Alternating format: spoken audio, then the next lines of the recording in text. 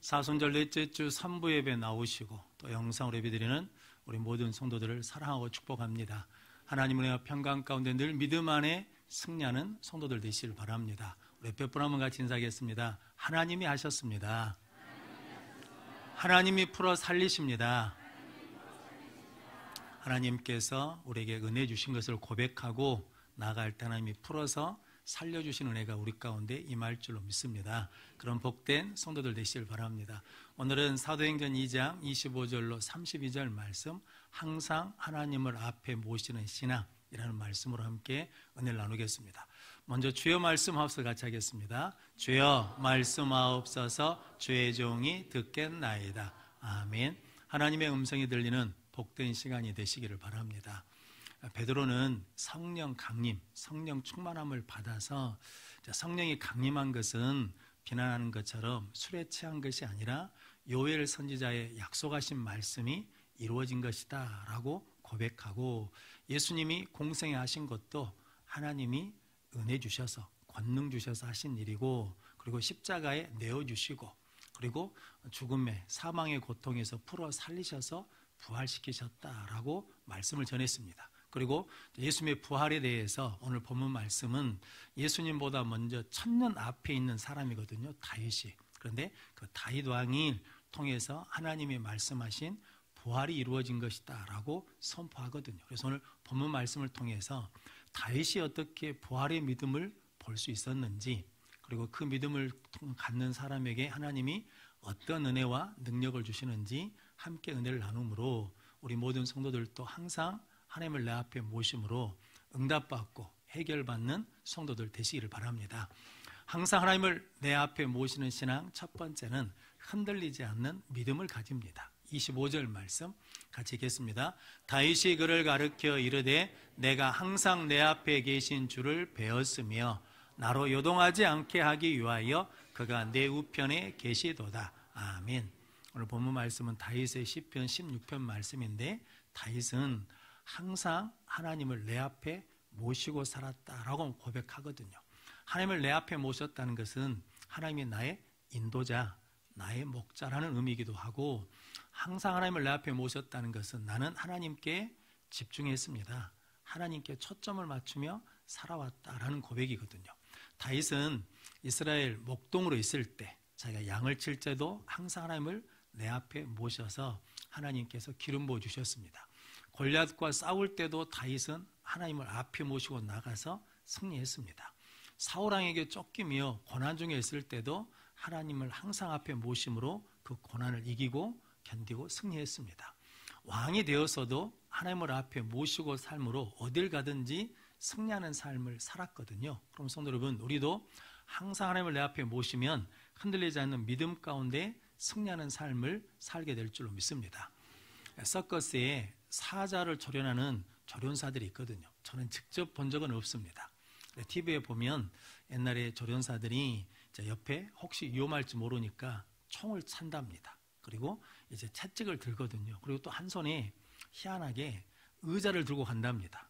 조그만 다리가 4개인 의자를 들고 나가거든요. 그래서 의자 다리 방향을 사자 쪽으로 이렇게 들고 가서 쓴다는 거거든요. 그 이유가 있답니다.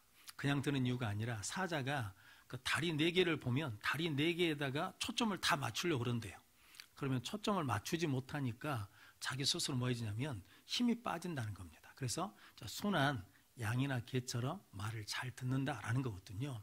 근데 우리가 세상에 살아갈 때 세상에 수많은 것들이 있잖아요.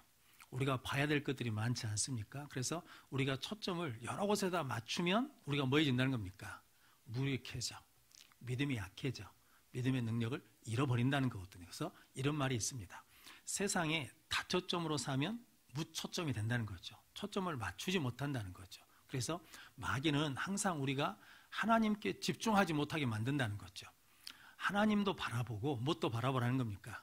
세상도 보고 이것도 보고 저것도 보라라는 거죠. 근데 항상 하나님을 내 앞에 모시면 믿음이 흔들리지 않고 승리하는 삶을 산다라고 다윗이 고백하고, 성령 충만함을 받은 베드로는 그 사건을 통해서 다윗이 뭐까지 봤냐면 예수 그리스도의 부활하심까지 봤다라고 증가하게 된 것입니다. 성도 여러분, 저 여러분들도 항상 하나님을 내 앞에 모심으로 흔들리지 않는 믿음을 가지고 승리하는 성도들 되시길 바랍니다.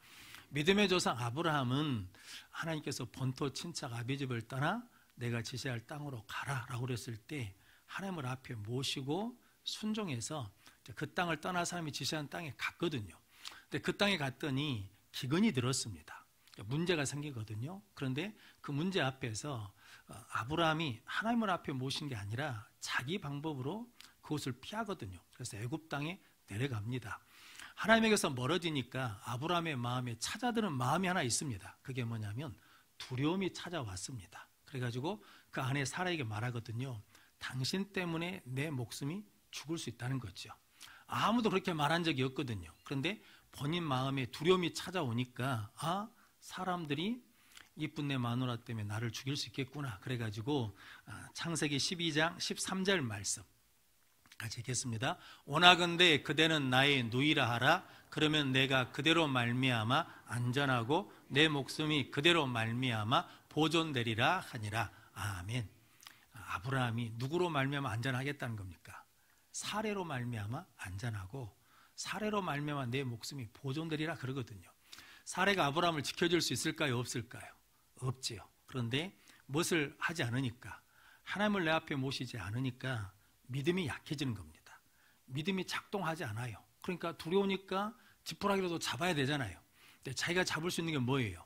아내밖에 없어요. 그러니까 아내가 나의 완전히 된다, 나의 목숨을 담보해 준다, 보호해 준다 라고 고백하는 거거든요. 우리도 마찬가지죠. 하나님을 내 앞에 모시지 않으면 우리의 믿음이 작동하지 않는다는 거죠. 믿음이 작동하지 않으니까 하나님보다 다른 것을 의지하는 믿음에서 멀어지는 결과가 나타나기도 합니다. 다윗도 마찬가지죠. 다윗도 항상 하나님을 내 앞에 모시고 살다가 그러다가 왕이 되었을 때 밧세바를 앞에 두었거든요. 밧세바를 앞에 두었다는 건 뭘 앞에 두었냐면 욕심을 앞에 두었습니다. 정욕을 앞에 두었더니 믿음이 흔들렸어요.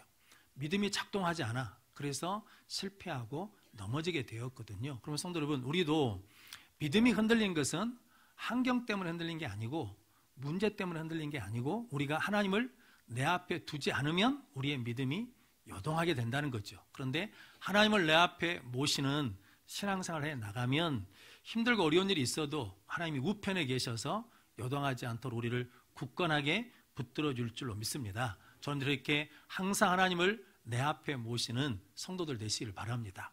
성경에 세례 요한이 있거든요.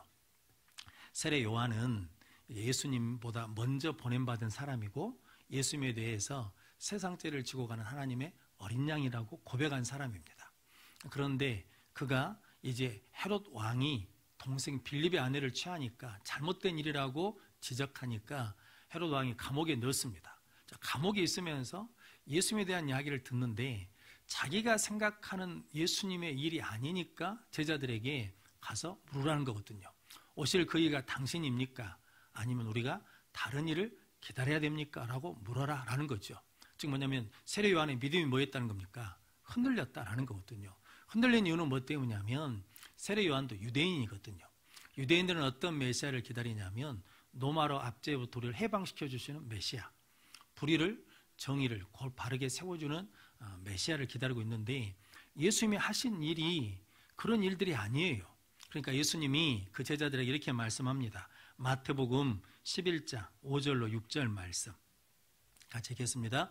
맹인이 보며 못 걷는 사람이 걸으며 나병 환자가 깨끗함을 받으며 못 듣는 자가 들으며 죽은 자가 살아나며 가난한 자에게 복음이 전파된다 하라.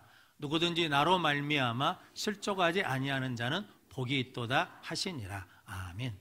자, 예수님이 세례 요한에게 전한 말씀이 그거거든요. 이 말씀이 이사야에서 메시아가 오시면 하는 일에 대해서 말씀한 거거든요. 그러니까 세례 요한에게 예수님이 이렇게 말씀하는 겁니다. 너 네 생각, 네가 생각하는 방식 그거 내려놓고 하나님을 앞에 모셔라. 하나님의 말씀을 앞에 모셔라 라는 거죠. 하나님을 앞에 모시지 않으니까 뭐가 생각나지 않냐면 말씀이 생각나지 않습니다. 그 말씀이 믿음으로 작용이 안 되는 겁니다. 그러니까 예수님에 대해서 믿지를 못하고 믿음이 흔들리게 됐다라는 거거든요. 그럼 성도 여러분, 우리도 마찬가지죠. 세례 요한도 믿음이 흔들릴 정도라 그러면 우리도 당연히 뭐 할 수 있다는 겁니까? 믿음이 흔들릴 수 있죠. 이유는 뭐 때문이냐면 항상 하나님을 내 앞에 모셔야 되는데 하나님을 내 앞에 모시지 않으면 그 누구도 믿음이 흔들릴 수 있다라고 말씀합니다. 그러면 성도 여러분, 저 여러분들이 믿음이 흔들리는 것은 문제 때문이 아니고 환경 때문도 아니고 사람 때문도 아니고 내가 하나님을 내 앞에 모시지 못한 것이다 라고 깨닫고 하나님, 내가 항상 하나님을 내 앞에 모십니다 라고 고백하며 선포함으로 흔들리지 않는 믿음을 소유하는 성도들 되시길 바랍니다. 어떤 서울에 사는 집사님이 남편을 먼저 보내 사별하시고 직장에 갔다가 퇴근하면서 지하철을 탔답니다. 지금은 그런 일이 거의 없지만 예전에는 지하철 안에서 구걸하신 분들이 계셨거든요. 보니까 다른 데는 다 멀쩡하더래요. 그런데 한쪽 다리에 의족을 하셨답니다.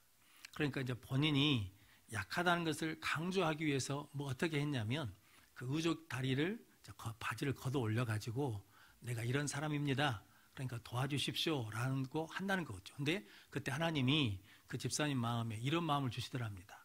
그 사람이 왜 지금 구걸하고 있는지 아느냐? 라고 물으시더라는 거죠. 그러면서 이렇게 감동을 주시더랍니다. 그 사람이 지금 구걸하는 것은 자기에게 있는 것을 보지 않고 생각하지 않고 없는 것만 생각하고 그러니까 구걸을 하는 인생이 되는 것이다. 그러면서 책망하시더랍니다. 너는 내가 모든 것을 다 줬는데 남편 없다는 것 때문에 그렇게 한탄하냐라고 그러셨다라는 거거든요. 성도 여러분, 우리가 무엇을 보느냐 그것이 중요한데 그런데 그렇게 볼 수 있는 게 아무나 볼 수 있는 게 아니고 항상 하나님을 내 앞에 모신 사람이 믿음이 흔들리지 않을 때 나에게 주신 것을 보게 되고 깨닫게 되고 믿음으로 사는 은혜를 누리게 될 줄로 믿습니다. 아브라함이 믿음의 삶을 쭉 살아오면서 그 믿음이 자라기 시작했거든요. 그래가지고 어떤 하나님을 앞에 모셨냐면 죽은 자도 살리시고 없는 것도 있게 하시는 하나님을 믿고 살았거든요. 그랬더니 로마서 4장 19절로 21절 말씀 같이 읽겠습니다. 그가 백선화되어 자기 몸이 죽은 것 같고 사라의 태가 죽은 것 같음을 알고도 믿음이 약하여지지 아니하고 믿음이 없어 하나님의 약속을 의심하지 않고 믿음으로 견고하여져서 하나님께 영광을 돌리며 약속하신 그것을 또한 능히 이루실 줄을 확신하였으니 아멘. 백세 아들을 주신다고 했거든요. 그런데 자기 몸이 백사가 되었고 사라의 태가 죽은 걸 알거든요. 그런데도 뭐가 약해지지 않았다는 겁니까? 믿음이 약해지지 않았어요. 믿음이 없어 약속을 의심하지 않았다는 거죠. 그리고 하나님이 그 약속한 것을 반드시 이루실 것을 뭐 했다는 겁니까? 확신했다라는 거죠. 그래서 그 이유는 뭐 때문이냐면 상황과 환경은 안 일어날 것 같은데 죽은 자도 살리시고 없는 것도 있게 하시는 하나님을 내 앞에 뭐 하니까? 모시니까 그 하나님께 집중하니까 그 하나님께 초점을 맞추니까 믿음이 흔들리지 않는 거죠. 그러니까 믿음이 약해지지 않아요. 의심하지 않아요. 확신하게 돼요. 그래서 그 확신대로 하나님이 뭘 주십니까? 이삭을 주십니다. 그럼 성도 여러분, 우리도 뭐가 흔들리지 않으면 믿음이 흔들리지 않으면 하나님께서 응답하신다는 거죠. 믿음이 흔들리지 않으면 하나님이 역사하신다는 거죠. 그래서 그 믿음이 흔들리지 않기 위해서는 뭐 해야 된다는 겁니까? 항상 하나님을 내 앞에 모시는 능력의 성도들이 되시길 바랍니다. 요셉은 늘 생각할 때마다 참 은혜가 되는 사람이거든요. 요셉은 버림받은 사람이잖아요. 종으로 팔린 사람이거든요. 그런데 요셉이 나중에 뭐라고 그럽니까? 나는 팔린 게 아니라 버림받은 게 아니라 하나님이 뭐 하셨다는 거예요? 하나님이 나를 보내셨다는 거거든요. 이건 참 희한한 은혜잖아요. 그럼 이게 무엇으로 가능하냐면 요셉은 항상 하나님을 내 앞에 모시고 하나님이 함께 하심으로 믿음이 뭐하지 않아요? 흔들리지 않는다는 거죠. 우리가 생각할 때는 믿음이 흔들릴 수밖에 없는 상황인데도 불구하고 요셉은 믿음이 흔들리지 않는 것은 요셉이 대단한 게 아니라 요셉이 하나님을 내 앞에 모셨더니 하나님이 우편에 서셔서 요셉의 믿음을 뭐 해주셨다는 겁니까? 흔들리지 않도록 붙잡아 주셨다는 거죠. 대표적인 사건이 보디발의 아내가 요셉을 날마다 유혹하잖아요. 그런데 요셉이 날마다 거절하거든요. 그러면서 창세기 39장 9절 말씀 같이 읽겠습니다. 이 집에는 나보다 큰 이가 없으며 주인이 아무것도 내게 금하지 아니하였어도 금한 것은 당신뿐이니 당신은 그의 아내임이라. 그런즉 내가 어찌 이 큰 악을 행하여 하나님께 제의를 지으리이까. 아멘. 요셉이 이 집에 나보다 큰 이가 있어요, 없어요? 없어요. 주인이 금한 것은 딱 하나예요. 뭐냐면 그 아내 되신 분. 그런데 내가 어떻게 하나님께 제의를 짓겠냐는 거죠. 그러니까 나는 항상 하나님을 앞에 모시고 사는 사람이라는 거죠. 그래서 무엇을 이겨요? 시험을 이겨요. 유혹을 이겨요. 더 기가 막힌 것은 교만을 이겨요. 성도 여러분, 종이 지위가 올라가요. 그래서 나밖에 없어, 나밖에. 주인이 금한 것이 없다니까요. 그러면 뭐 하겠습니까? 선을 넘을 수 있잖아요. 주인 노릇 할 수 있잖아요. 그런데 그렇게 해야 안 해요? 안 해요. 왜냐하면 하나님을 앞에 모시고 사니까 그 교만을 이길 수 있는 겁니다. 우리도 마찬가지죠. 우리가 뭘 좀 갖게 되거나 어떤 자리에 올라가게 되면 교만하기 쉽잖아요. 주인 노릇하기 쉬운데 요셉은 항상 하나님을 내 앞에 모심으로 그가 가정 총무가 되어도 나라의 총무가 되어도 변함없이 하나님을 앞에 모시고 사는 흔들리지 않는 믿음을 가지고 승리하는 삶을 살게 되었습니다. 하나님께서 오늘 우리에게 그 은혜를 우리에게 주실 줄로 믿습니다. 뭐하는 사람에게? 항상 하나님을 내 앞에 모시고 사는 사람에게 그 은혜와 그 능력과 복을 주실 줄로 믿습니다. 한 여자 집사님이 교회에 출석하시면서 봉사를 열심히 했답니다. 근데 남편이 교회 가는 것은 허락해요. 그런데 봉사는 하지 말라는 거거든요. 남편이 신앙생활을 하지 않으면서 부인이 교회 가는 것은 봐줘요. 그런데 교회 가서 무슨 봉사한다, 헌신한다 그러면 못하게 막 막는 거예요. 부인이 아까워가지고 일을 못하게 하는 거죠. 그런데 이 집사님이 신앙생활을 하면서 남편을 구원해 달라고 기도를 하거든요. 그런데 어느 날 건강검진을 했는데 남편이 폐암 진단을 받았습니다. 그래서 하나님 앞에 기도했거든요. 근데 이 집사님이 이렇게 반응하지 않았습니다. 하나님, 내가 하나님 앞에 헌신하고 남편이 그렇게 해도 내가 봉사하고 그랬는데 우리 남편 지켜주셔야지 이렇게 말하지 않고 하나님 앞에 나가서 남편 고쳐달라고 기도했다는 거거든요. 그래서 수술하게 됐답니다. 근데 수술하러 들어간 의사가 열었어요. 수술 더 이상 못한다고 닫아버렸답니다. 치료할 수가 없다고. 그러면 성도 여러분, 그 집사님이 어떻게 해야 되겠습니까? 하나님 원망해야 되겠잖아요. 그런데 원망하지 않고 또 하나님 앞에 가서 기도했답니다. 하나님 살려주시라고. 하나님 살려주시라고 기도를 했어요. 이 남편분도 의사가 포기했다는 말을 듣고 이제 더 이상 구할 데가 없잖아요. 그래서 교회에 따라 나와가지고 하나님 살려주십시오라고 기도했다라는 거거든요. 그래서 구원 받았어요. 얼마 살지 못한다고 그랬는데 20년이 지난 지금까지도 살고 계신다라고 그러거든요. 성도 여러분, 이 집사님이 믿음이 흔들리지 않는 이유는 뭐 때문입니까? 항상 하나님을 내 앞에 뭐 하는 거예요? 모시고 있는 거예요. 내 앞에 또 모시고 내가 원하는 대로 안 돼요. 내가 뜻하는 대로 안 돼요. 그래도 하나님을 내 앞에 모시고 또 기도하고 기도했더니 믿음이 흔들리지 않으니까 하나님이 그 믿는 대로 역사하시고 응답해 주신 줄로 믿습니다. 우리도 내가 원하는 대로 안 될 때가 있어요. 내가 원하는 방식대로 안 될 때가 있어. 그래도 하나님을 내 앞에 모시고 내 앞에 모시고 믿음이 흔들리지 않으면 하나님께서 더 복되게 협력하여 선을 이루어 주실 줄로 믿습니다. 그렇게 하나님을 항상 내 앞에 모시는 성도들 되시길 바랍니다. 그래서 시편 62편 5절 6절 말씀 같이 읽겠습니다. 나의 영혼아 잠잠히 하나님만 바라라. 무릇 나의 소망이 그로부터 나오는도다. 오직 그만이 나의 반석이시요 나의 구원이시요 나의 요새이시니 내가 흔들리지 아니하리로다. 아멘. 나의 영혼아 잠잠히 누구만 바라보라는 거예요. 하나님만 바라라. 하나님을 내 앞에 모시어라. 하나님께 집중해라. 하나님 의지해라. 그럼 하나님 나의 반석이 되어주시고 요새가 되어주시고 힘이 되어주셔서 내가 뭐하지 않는다는 거예요. 흔들리지 않는다는 거죠. 성도 여러분, 믿음이 흔들리지 않으면 이미 하나님께서 일하시고 역사하시고 응답해 주실 줄로 믿습니다. 이 은혜를 누리는 우리 모든 성도들 되시기를 바랍니다. 그래서 오늘 하나님께서 다윗이 항상 하나님 앞에 모셨더니 내 우편에 계셔서 요동치 않게 해주셨습니다. 그리고 26절 말씀에 믿음이 요동하지 않으니까 내 마음에 뭐가 생겼어요? 기뻐하였어요. 내 해에 뭐가 있었어요? 즐거워하였어요. 그리고 내 육신에 뭐가 생겼냐면 소망이 거하게 됐다라는 거거든요. 하나님을 내 앞에 모시고 믿음이 흔들리지 않으니까 하나님이 주신 뭐가 찾아왔다는 거예요. 기쁨이 찾아왔어요.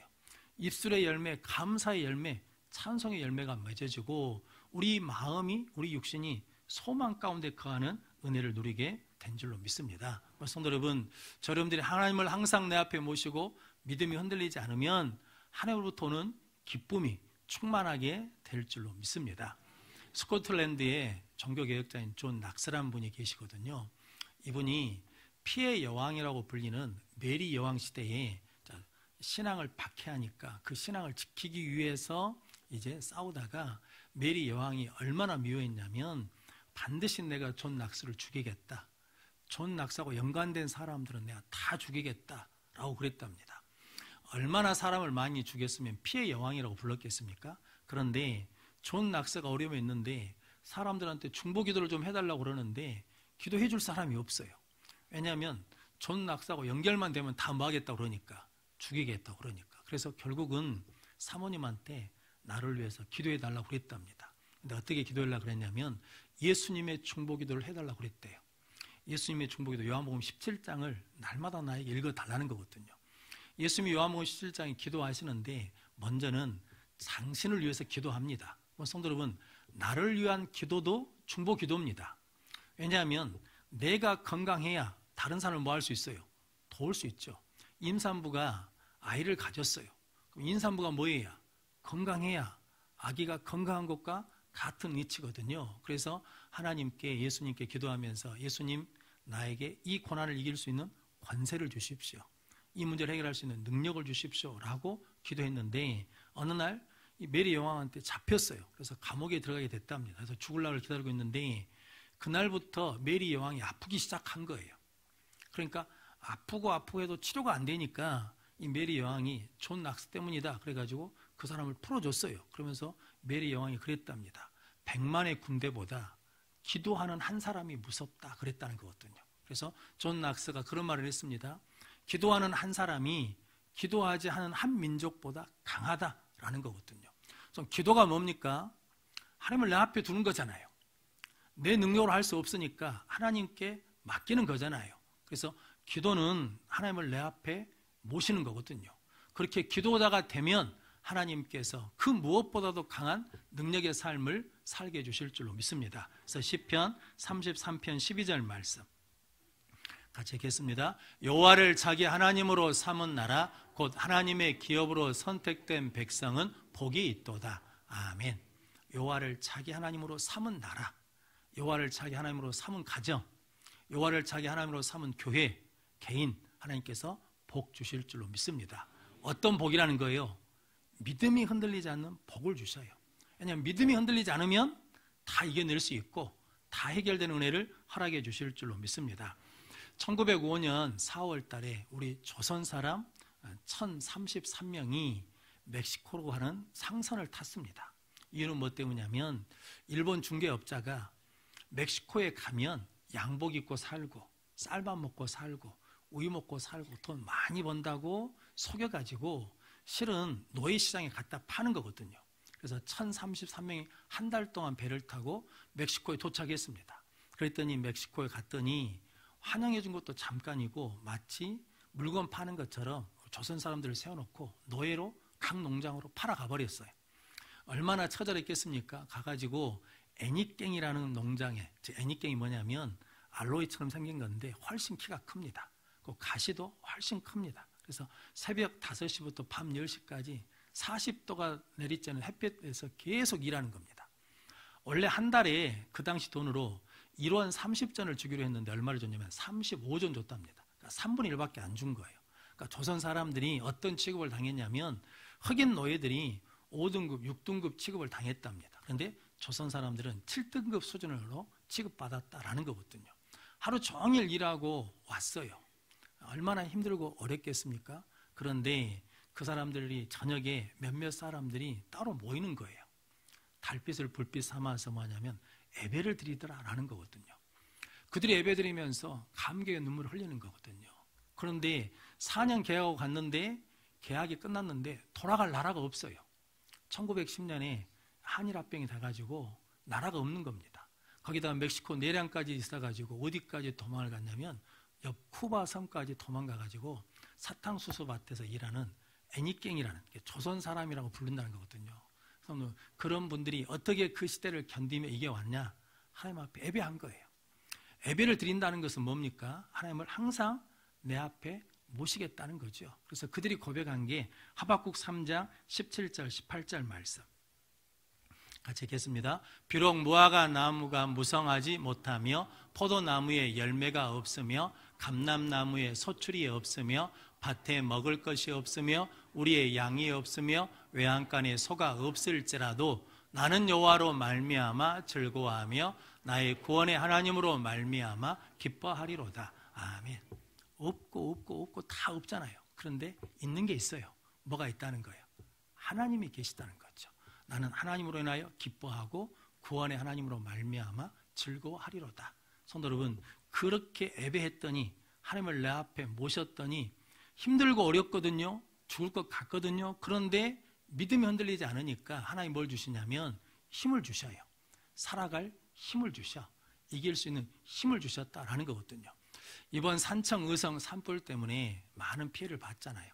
그 피해 지역 주민들이 인터뷰하는 거 보니까 지금도 손이 떨린대요. 어떻게 살지 답답하대요. 막막하대요. 차라리 죽는 게 낫겠다라는 거죠. 그러니까 다 없어졌다는 거죠. 그 중에 누구도 있겠습니까? 예수 믿는 사람들도 있죠. 교회 다니는 사람들이 있을 거예요. 그런데 그 사람들을 위해서 기도해 줘야 돼요. 그분들이 어려움에도 항상 하나님을 내 앞에 모심으로 믿음이 흔들리지 않아서 하나님이 주시는 하나님으로 기뻐하는 그 힘을 가지고 살아가는 것을 뭐 해야 돼요? 그 땅에서 보여줘야 돼요. 그 삶을 오늘 우리가 뭐 해야 돼요? 우리 삶의 자리에서 살아내면 하나님의 영광이 나타날 줄로 믿습니다. 그래서 느헤미야 8장 10절 말씀 같이 읽겠습니다. 느헤미야가 또 그들에게 이르기를 너희는 가서 살찐 것을 먹고 단 것을 마시되 준비하지 못한 자에게는 나누어 주라. 이날은 우리 주의 성일이니 근심하지 말라. 여호와로 인하여 기뻐하는 것이 너희의 힘이니라 하고. 아멘. 여호와로 인하여 기뻐하는 것이 우리의 뭐라는 겁니까? 힘이에요. 그래서 하나님을 기뻐하면 하나님 우리에게 힘 주셔요. 살아갈 수 있는 힘, 견뎌낼 수 있는 힘, 이길 수 있는 힘을 주실 줄로 믿습니다. 그런데 그 기쁨이 어디서 와요? 항상 하나님을 내 앞에 모시면 흔들리지 않는 믿음을 가지면 하나님으로 인해 기뻐하는 힘이 공급된다는 거거든요. 사순절은 그래서 뭐 하는 거예요? 금식해요. 음식도 금식하지만 무엇도 금식하냐면 TV도 금식해요. 핸드폰, 유튜브 보는 것도 금식해요. 왜냐하면 누구에게 집중하기 위해서? 하나님께 집중하기 위해서. 이 사순절 기간 동안 우리가 하나님을 내 앞에 모시면 하나님께 집중하면 하나님께 초점을 맞추면 흔들리지 않는 믿음을 통해서 여호와로 인하여 기뻐함으로 이때를 이길 수 있는 힘도 능력도 주실 줄로 믿습니다. 그 은혜를 가지고 이 사순절 기간 동안에 해결받고 응답받고 치료받는 우리 모든 성도들이 되시기를 주님의 이름으로 축원합니다. 기도하겠습니다. 거룩하신 아버지 하나님 감사합니다. 오늘 또 주님 앞에 나와 예배함으로 하나님을 내 앞에 모시는 은혜를 주셔서 감사합니다. 이 은혜를 가지고 삶의 자리에서도 항상 하나님을 내 앞에 모심으로 흔들리지 않는 믿음을 갖게 하시고 그것을 통하여 주시는 하나님으로 인하여 기뻐함으로 힘과 능력을 얻어 승리하는 우리 모든 성도들 되게 하여 주옵소서. 예수님의